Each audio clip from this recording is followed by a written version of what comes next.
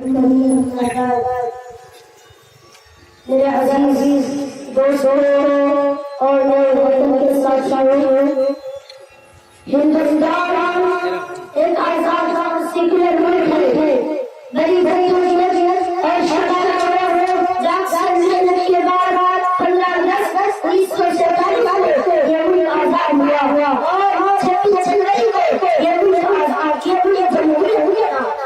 मुल्क